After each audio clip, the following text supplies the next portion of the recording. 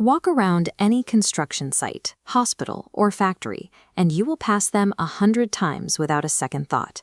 Tall, heavy, metal bottles quietly standing in corners and corridors. They look completely inert, but this animated diagram shows the hidden reality. We are comparing normal room air pressure to the internal environment of one of these tanks.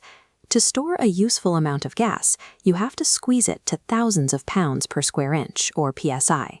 The bottle is a steel spring wound tight to its absolute physical limit. The only thing holding all of that stored energy back is a single weak point, the small brass valve screwed into the neck.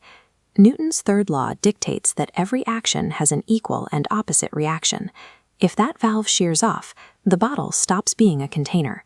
Escaping gas violently forces out of a finger-sized opening, converting potential energy into kinetic energy, turning hundreds of pounds of steel into an unguided rocket.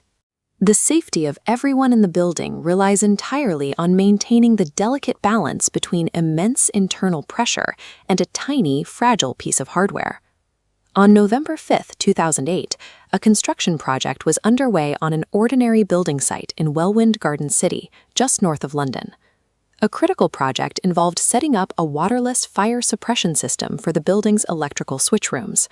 Water destroys electronics, so instead, these rooms use argonite, a harmless blend of argon and nitrogen gas that starves a fire of oxygen. To supply the system, 80 heavy argonite cylinders were delivered and stored in a single room. But an oversight was made. Workers left the cylinders standing in their racks without chaining them. Worse, they did not screw on the protective steel caps designed to cover the sensitive valves. While men worked around them, one cylinder was destabilized. As it went over, the unprotected valve struck the floor and sheared clean off. The escaping gas launched the heavy bottle across the floor, straight into the adjacent cylinders. This top-down floor plan shows how quickly the chaos escalated. As the first cylinder knocked over the others, their valves snapped off too. The reaction fed itself.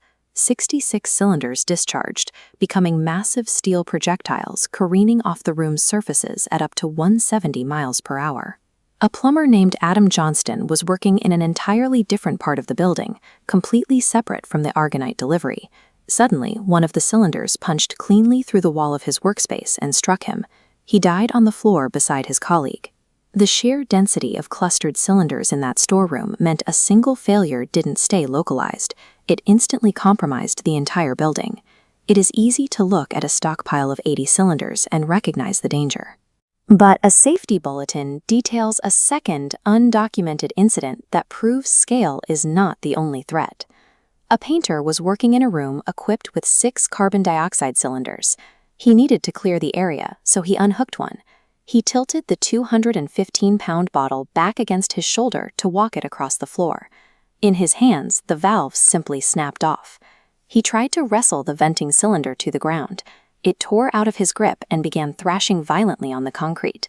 It slammed into another cylinder hard enough to knock it flat, then immediately changed direction, hitting a painter's scaffold and bringing a man down from a 7-foot drop.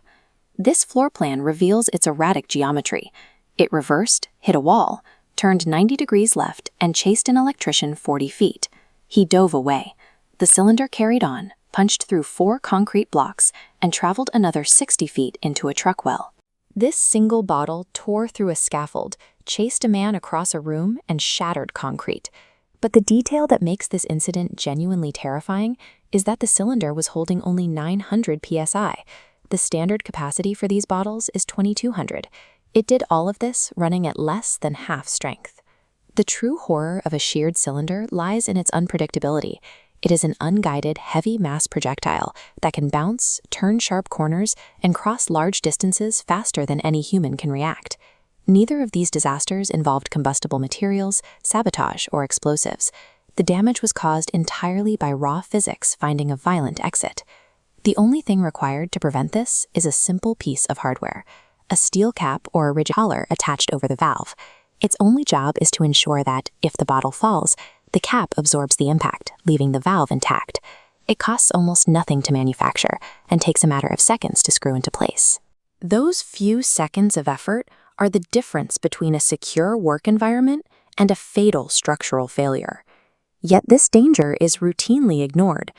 Right now, across the world, there are thousands of heavy cylinders standing in hospital corridors, busy workshops, and quiet plant rooms, missing their protective caps and lacking safety chains.